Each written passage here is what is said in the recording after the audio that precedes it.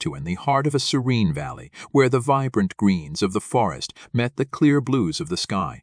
There was a village where I, Ananda, lived. I was a simple farmer known for my unwavering commitment to the principles of Buddhism, and this is the story of how I came to understand the profound teachings of karma and rebirth. My days began early, with the first rays of the sun breaking through the horizon.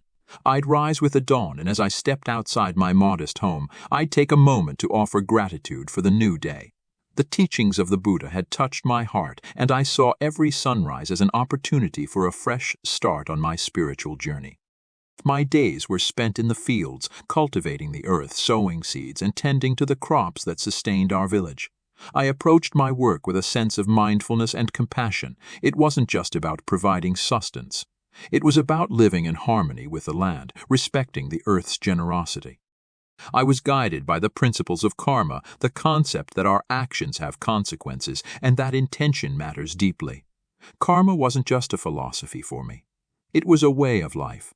I believed that every action, whether it was physical labor, words spoken, or thoughts harbored, created karma. It was the moral law of cause and effect, the belief that the seeds we plant would eventually yield their fruits.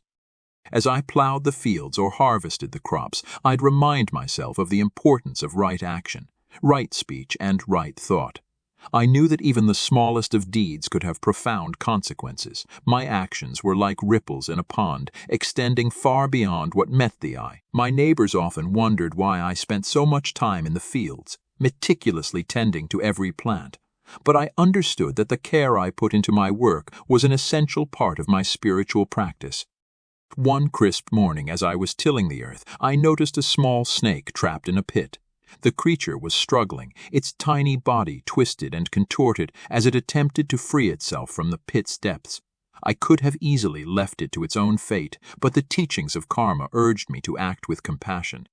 I approached the snake with great care, understanding that it was a sentient being, just like me, entangled in the cycle of existence. With steady hands, I reached down, gently lifted it from the pit, and carried it to a safer part of the field. As I watched the snake slither away unharmed, I felt a profound sense of interconnectedness with all living beings. I knew that the actions we took toward one another, regardless of our form, played a part in the grand tapestry of karma. My compassionate actions extended beyond the snake. I provided food to the hungry, offered solace to the sorrowful, and shared wisdom with those seeking understanding.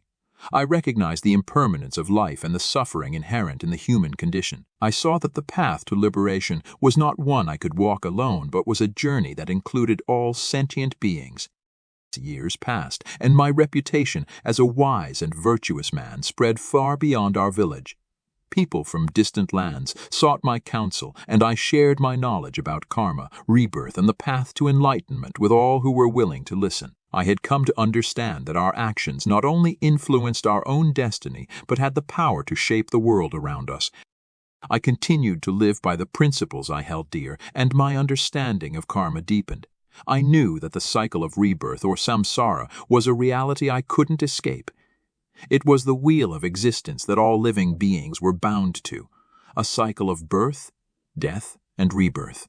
But I aspired to attain enlightenment in this lifetime, to break free from the cycle of samsara and reach nirvana. I knew that this was a profound journey, and it wasn't a path I could tread lightly. Enlightenment wasn't something to be achieved in the distant future. It was an experience to be had in the present moment.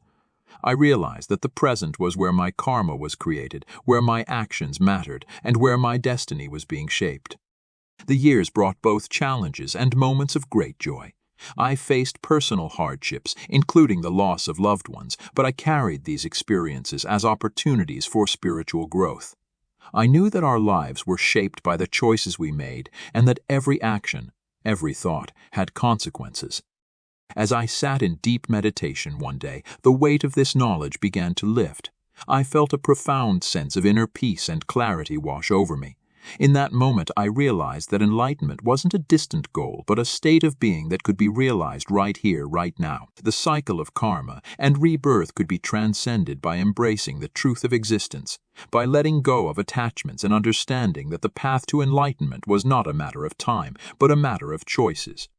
As the years passed, I continued to live by the principles of Buddhism.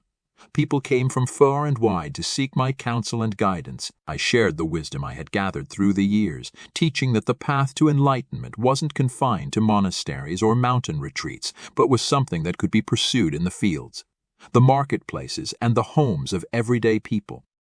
When my time came to leave this world, I did so with a tranquil smile on my lips. I knew that my actions had sown the seeds of positive karma that would influence my future rebirth. I understood that the cycle of existence was vast and intricate, but it was also a journey of self-discovery and spiritual progress. My story serves as a testament to the profound wisdom of karma and rebirth, a reminder that the path to enlightenment isn't bound by time but by the choices we make in each moment of our lives. I realized that enlightenment was not a destination but a state of being, a way of living and a way of understanding the interconnectedness of all things. And as I embarked on my next journey, I carried with me the knowledge that our actions had the power to shape our destiny and influence the world in profound ways.